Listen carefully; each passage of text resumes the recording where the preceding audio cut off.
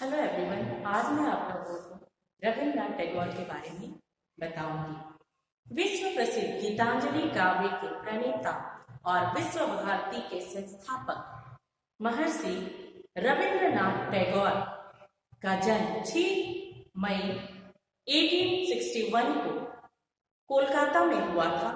उनके पिता का नाम देवेंद्रनाथ टैगोर और माता का नाम शारदा देवी था। टैगोर का परिवार अपने स्मृति, कला, विद्या एवं संगीत के लिए पूरे बंगाल में प्रसिद्ध थे। अपने पिता से उन्हें विरासत के रूप में देशभक्ति, विद्वता, धर्मप्रियता, साधना आदि गुण प्राप्त हुए थे। अपने सभी भाई बहनों में सबसे छोटे रविन्द्रनाथ ने अपने यश से न केवल अपने परिवार बल्कि पूरे देश का नाम विश्व भर में रोशन किया। टैगोर की प्रारंभिक शिक्षा ओरिएंटल सेमिनरी स्कूल से प्राप्त हुई, लेकिन बाद में उन्होंने नॉर्मल स्कूल में शिक्षा प्राप्त की। सन 1833 में मृणालिनी देवी के साथ उनका परिग्रहण संस्कार हुआ, लेकिन दुख की बात यह है कि थोड़े दिनों के पश्चात ही मृणालिनी देवी का निधन हो गया और रविन्द्रनाथ टैगोर बहुत दुखी हो गए और उनके अंदर की कवित्व जाग उठी। संसार में उनकी योग्यता और कवित्व का समुचित आदर किया और गीतांजलि के अंग्रेजी अनुवाद के लिए नवंबर 1913 में उन्हें नोबेल पुरस्कार प्राप्त हुआ और विश्व विख्यात उन्हें बना दिया। साहित्य, कला, विज्ञान आदि पर दिए जाने वाला यह पुरस्कार विश्व का सर्वश्रेष्ठ पुरस्कार है।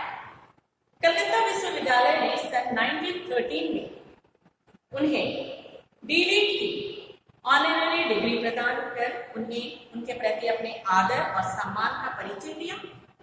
भारत सरकार ने सन 1915 में उन्हें सर की उपाधि से विभूषित किया। भारत का यह अनमोल रत्न सन 1941 के अगस्त में इस संसार से विदा हो गया और इस अवसर पर कलकत्ता विश्वविद्यालयों ने इन शब्दों के द्वारा उनके प्रति अपनी श्रद्धांजलि अर्पित की। भारत ने उनके द्वारा मानवता को अपना संदेश दिया। साहित्य, दर्शन, शिक्षा, कला आदि क्षेत्रों में अपनी अनोखी और महान सफलताओं के द्वारा वे स्वयं यशस्वी बने तथा उन्होंने संसार की दृष्टि में भारत की प्रतिष्ठा को ऊंचा उठाया। अब हम देखेंगे रविन्द्रनाथ टैगोर के अनुसार शिक्षा दर्शन, educational philosophy according to Rabindranath Tagore. Rabindranath Tagore महान मानवीय गुणों से परिपूर्ण थे। उन्हें विज्ञानों और मानव शास्त्रों का बृहद ज्ञान था। टैगोर का विश्वास था कि प्रकृति, मानव तथा अंतर्राष्ट्रीय संबंधों में परस्पर मेल एवं प्रेम है और सच्ची शिक्षा के द्वारा वर्तमान की सभी वस्तुओं में प्रेम और मेल की भावना विकसित होनी चाहिए। टैगोर के समय की जो शिक्षा थी उसका उन्होंने घोर विरोध किया और वे शिक्षा में क्रांतिकारी परिवर्तन चाहते थे। इसलिए उन्होंने शांति निकेतन नामक शैक्षणिक संस्थान की स्थापना कर अपने स्वप्नों को मूर्त रूप दिया और उनका विश्वास था कि शिक्षा प्राप्त करते समय बालक को स्वतंत्र वातावरण मिलना चाहिए। जब बालक को शिक्षा प्रदान की जाएगी उस समय स्वतंत्र वातावरण बालक को मिलनी चाहिए, ये बहुत ही आवश्यक है। और वे चाहते थे कि बालक प्रकृति तथा समाज दोनों से सीखे। वे विश्व बंधुत्व में विश्वास करते थे और चाहते थे कि बालक में इस दृष्टिकोण का विकास हो। वे मूल रूप से चाहते थे कि बालकों को वास्तविक जीवन की शिक्षा प्राप्त हो और उनका दृष्टिकोण संकीर्णता से ऊपर उठकर राष्ट्रीयता के साथ साथ अंतरराष्ट्रीय भी बने। और वे कहते थे कि शिक्षा जीवन के फलस्वरूप होनी चाहिए। यदि शिक्षा वास्तविक जीवन से अलग हो जाएगी तो समाज को इससे कोई लाभ नहीं हो पाएगा। इसलिए शिक्षा को प्रकृति और मनुष्य के निरंतर संबंधित होनी चाहिए और उनकी व्यवस्था इन दोनों की संगत में ही होनी चाहिए। और टैगोर ने लिखा है कि प्रकृति के पश्चात बालक को सामाजिक व्यवहार की धारा के संपर्क में लानी चाहिए। अब हम देखेंगे टैगोर के अनुसार शिक्षा दर्शन के आधारभूत सिद्धांत, basic principles of Tagore's educational philosophy. और उन्होंने शिक्षा का जो आधारभूत दर्शन का सिद्धांत दिया है वो इस प्रकार है, जिसमें नंबर 1 है शिक्षा को सजीव एवं गतिशील होना चाहिए। Education should be lively and dynamic. Number 2 छात्रों में संगीत, अभिनय और चित्रकला की योग्यताओं का विकास करना चाहिए। Student should be develop music, activity and painting skills. Number 3 बालक की शिक्षा का माध्यम उसकी मातृभाषा होनी चाहिए। The medium of education of the child should be his mother tongue. Next, शिक्षा का समुदाय के जीवन से घनिष्ठ संबंध होनी चाहिए और उसे सजीव एवं गतिशील होने के लिए व्यापक होना चाहिए। Education should be closely related to the life of community and should be comprehensive to be vibrant and dynamic. Next, जन साधारण को शिक्षा देने के लिए देसी प्राथमिक विद्यालय को फिर से जीवित किया जाना चाहिए। देसी primary schools should be revived to educate the general public. अब हम देखेंगे शिक्षा का अर्थ रविंद्रनाथ टैगोर के अनुसार, meaning of education according to Rabindranath Tagore. उन्होंने इस प्रकार शिक्षा का अर्थ बताया, the higher education is that which makes our life in harmony with all existence. सर्वोच्च शिक्षा वही है जो संपूर्ण सृष्टि से हमारे जीवन का सामंजस्य स्थापित करता है। और टैगोर ने शिक्षा में प्राचीन भारतीय आदर्शों को स्थान दिया और यह आदर्श है सविद्या य विमुक्ते। Education is that which liberates. और इस आदर्श के अनुसार शिक्षा मनुष्य को आध्यात्मिक ज्ञान देकर उसे जीवन और मरण से मुक्ति प्रदान करती है। टैगोर ने शिक्षा के इस प्राचीन आदर्शों को भी व्यापक रूप दिया। उनका कहना है कि शिक्षा न केवल आगमन से वरन शिक्षा न केवल आवागमन से बल्कि आर्थिक, सामाजिक, राजनैतिक और मानसिक दासता से भी मनुष्य को मुक्ति प्रदान करता है। इसलिए मनुष्य को शिक्षा के द्वारा उस ज्ञान का संग्रह करना चाहिए जो उसके पूर्वजों द्वारा संचित किया जा चुका है और यही सच्ची शिक्षा है। अब हम देखेंगे aims of education according to Tagore. Tagore के अनुसार शिक्षा के उद्देश्य, उन्होंने जो शिक्षा के उद्देश्य दिया है वो इस प्रकार से है। नंबर 1 शारीरिक विकास, फिजिकल डेवलपमेंट।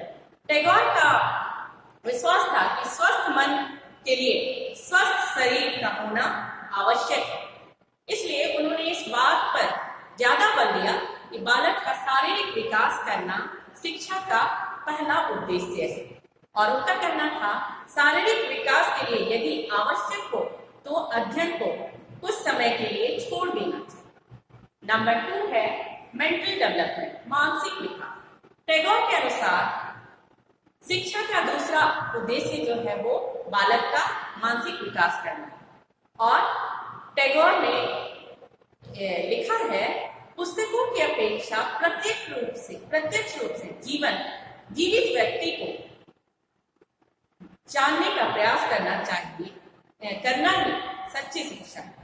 इससे कुछ ज्ञान की प्राप्ति नहीं होती, अपितु जानने की शक्ति का इतना विकास हो जाता है जितना कक्षा में दिए जाने वाले व्याख्यानों द्वारा असंभव है। और उनका विश्वास था कि मानसिक विकास तब ही संभव है जब वास्तविक जीवन की परिस्थितियों में प्रत्यक्ष रूप से ज्ञान प्राप्त किया जाए। इसके लिए बालक को प्राकृतिक क्रियाएं करने के लिए अधिक से अधिक अवसर मिलने चाहिए।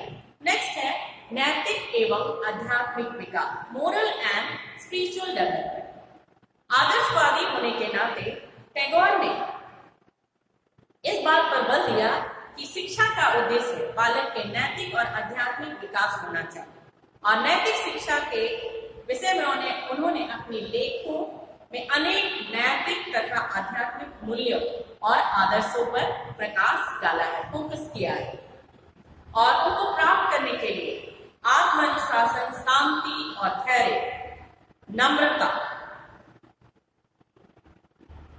Self discipline, peace, patience, politeness, आंतरिक स्वतंत्रता, इंटरनल इंडिपेंडेंस और आंतरिक शक्ति, इंटरनल पावर और ज्ञान परम आवश्यक बताया है।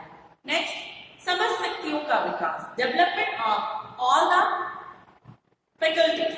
टैगोर ये मानते थे कि बालक के अंदर सभी सुसुप्त शक्तियों का विकास करना ही शिक्षा का मुख्य उद्देश्य है। और टैगोर एक महान व्यक्तिवादी थे, इसलिए वे व्यक्ति के संपूर्ण विकास पर विशेष बल दिया। शिक्षा का उद्देश्य व्यक्ति को सम्मान तथा स्वतंत्रता प्रदान करना मानते हैं, और जिससे वे पुस्तकीय ज्ञान के अलावा अन्य साधनों के द्वारा भी स्वतंत्र रूप से अपना विकास कर सके। नेक्स्ट है राष्ट्रीयता का विकास, development of nationalism. Rabindranath Tagore राष्ट्रवादी होने के नाते शिक्षा को राष्ट्रीय जागृति का उत्तम और सफल साधन मानते हैं। उन्होंने अपने विचारों, लेखों और कविताओं के द्वारा व्यक्तियों को राष्ट्र प्रेम की ओर अग्रसर किया और राष्ट्रीय एकता की भावनाओं में जागृत की। नेक्स्ट है curriculum according to Rabindranath Tagore. Rabindranath Tagore के अनुसार शिक्षा का पाठ्यक्रम। रविंद्रनाथ टैगोर शिक्षा के उद्देश्यों की भांति शिक्षा के पाठ्यक्रम की भी कोई निश्चित योजना प्रस्तुत नहीं किया है, लेकिन उनके जो लेख हैं उनमें पाठ्यक्रम के बारे में विचार मिलते हैं। और रविंद्रनाथ टैगोर एक संपूर्ण मानव शिक्षा के द्वारा एक संपूर्ण मानव का विकास चाहते थे, और ये महान उद्देश्यों को प्राप्त करने के लिए उन्होंने वर्तमान भारत के उस समय के भारतीय विद्यालयों के पाठ्यक्रमों को दोषपूर्ण बताया और एक व्यापक पाठ्यक्रम बनाने का सुझाव दिया। और उनके अनुसार पाठ्यक्रम इतना व्यापक होना चाहिए कि वह बालक के जीवन के सभी पक्षों का विकास कर सके और उन जीवन की प्राप्ति में सहायक हो सके। और उनका पाठ्यक्रम इस प्रकार है। नंबर 1 है विषय, सब्जेक्ट, जिसमें history, geography, literature, science, nature study, इतिहास, भूगोल, साहित्य, प्रकृति अध्ययन आदि है। नंबर 2 है क्रियाएं, एक्टिविटी, जिसमें है नाटक, भ्रमण, बागवानी, क्षेत्रीय अध्ययन, प्रयोगशाला कार्य, ड्राइंग, मौलिक रचना, अजायब घर के लिए विभिन्न वस्तुओं का संग्रह, ड्रामा,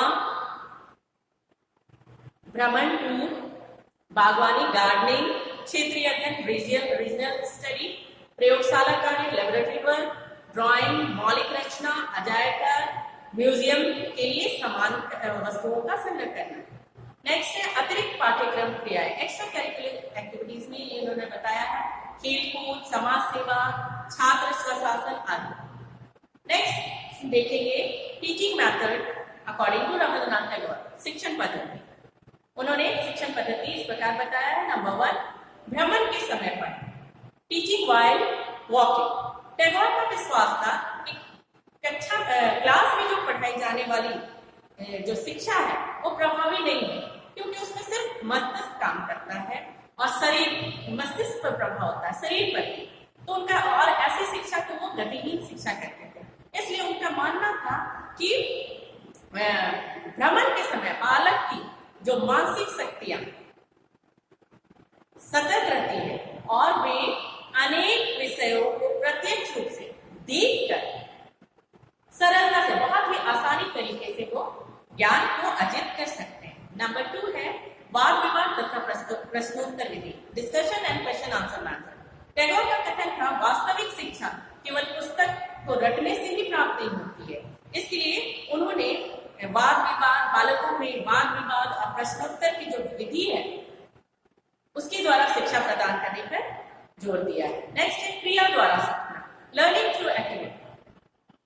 टैगोर ने क्रिया सिद्धांत को विशेष महत्व प्रदान किया और उनका विश्वास था कि शरीर और मस्तिष्क, जब बालक क्रिया के द्वारा सीखता है तो उसमें शरीर और मस्तिष्क दोनों काम करता है। इसलिए वो जो शिक्षा है वो स्थायी हो सकती है। इसलिए उन्होंने शांति निकेतन में किसी न किसी दस्तकारी को सीखना अनिवार्य कर दिया। नेक्स्ट है मातृभाषा द्वारा शिक्षा, teaching through mother tongue. Tagore मातृभाषा को शिक्षा का सरलतम माध्यम समझते हैं और उनका कहना था कि विदेशी भाषा के माध्यम से शिक्षा देना अनुचित है। इसके अतिरिक्त टैगोर विश्व बंधुत्व की भावना के भी समर्थक थे। इसलिए उन्होंने कहा कि पाठ्यक्रम में सभी संस्कृतियों का समावेश होना चाहिए। नेक्स्ट, शिक्षा द्वारा, खेल द्वारा शिक्षा, लर्निंग थ्रू प्ले। टैगोर का कहना था बच्चों को शिक्षण खेल द्वारा दी जानी चाहिए और अगर उन्हें खेल द्वारा शिक्षा प्रदान की जाती है तो वो बहुत उत्तम होगा, सबसे बेस्ट होगा, क्योंकि खेल के द्वारा शिक्षा प्रदान करने से बालक का उसमें मन भी लगेगा, मनोरंजन भी होगा, वो खुश भी रहेंगे और उनका जो शिक्षा है वो स्थायी होगी। नेक्स्ट है स्वानुभव द्वारा सीखना, लर्निंग थ्रू एक्सपीरियंस। टैगोर का विश्वास था कि शिक्षण इस प्रकार किया जाना चाहिए जिससे बालक स्वयं के अनुभव के द्वारा कुछ सीख सके, अपने एक्सपीरियंस के द्वारा। इसके लिए आवश्यक है कि शिक्षा को बालक के जीवन पर केंद्रित किया जाना चाहिए और जब शिक्षा जीवन से संबंधित हो जाती है तो उनकी जो कृत्रिमता, बनावटीपन समाप्त हो जाती है और उसके अनुभव के द्वारा सीखने का महत्व बढ़ जाता है। अब हम देखेंगे डिसिप्लिन, अनुशासन। टैगोर अनुशासन को बाह्य व्यवस्था के रूप में नहीं बल्कि आंतरिक भावनाओं के रूप में स्वीकार करते हैं। वे दंड व्यवस्था के विरोधी थे और उनकी मान्यता थी कि यदि शिक्षक ज्ञानी है, चरित्रवान है और विद्यार्थियों के साथ उसका व्यवहार प्रेम और सहानुभूतिपूर्ण है तो बालक स्वयं ही अनुशासित हो जाएगा, अनुशासन का पालन करेगा, उसमें अनुशासन की भावना जागृत होगी और इसको उस अनुशासन को विकास करने के लिए, उनके अंदर विकसित करने के लिए खेल-कूद, साहित्य और सांस्कृतिक कार्यक्रमों के आयोजन को भी आवश्यक मानते हैं। शिक्षक, टैगोर के अनुसार शिक्षक कैसा होना चाहिए, टीचर कैसा होना चाहिए। टैगोर ने शिक्षण विधि की तुलना में शिक्षक को बहुत अधिक महत्वपूर्ण स्थान प्रदान किया और वो लिखते हैं कि शिक्षा केवल शिक्षक के ही द्वारा और शिक्षण विधि के द्वारा कदापि नहीं दी जा सकती है। मनुष्य केवल मनुष्य से ही सीखता है। अतः शिक्षक को पूर्वग्रही, संकीर्ण, अधीर और अहंकारी नहीं होना चाहिए और उनमें जो बातें होनी चाहिए वो इस प्रकार है। नंबर 1, शिक्षक को क्या करना चाहिए? ऐसे वातावरण का निर्माण करना चाहिए जिसमें बालक स्व अनुभव द्वारा सरलता पूर्वक सीखे। Creating an environment in which the child can easily experience. Number 2, शिक्षक को बालक के जीवन की गति मस्तिष्क को बंधन से मुक्ति देनी चाहिए. The teacher should liberate the brain from the bondage of the child's life. Number 3, बालक की रचनात्मक शक्तियों को विकसित करने का प्रयत्न करना चाहिए. One should try to develop the creative powers of the child. Number 4, आदर्श आचरण का उदाहरण प्रस्तुत करना चाहिए. An example of ideal behavior should be presented. Number 5, बालकों के साथ प्रेम और सहानुभूति पूर्वक व्यवहार करना चाहिए. Children should be treated with love and sympathy. इस प्रकार हम लोगों ने आज जाना कि रविंद्रनाथ टैगोर ने शिक्षा के लिए कौन कौन सी बातों को बताया और किन बातों के इम्पोर्टेंस पे जोर दिया. आज के लिए बस इतना ही. धन्यवाद.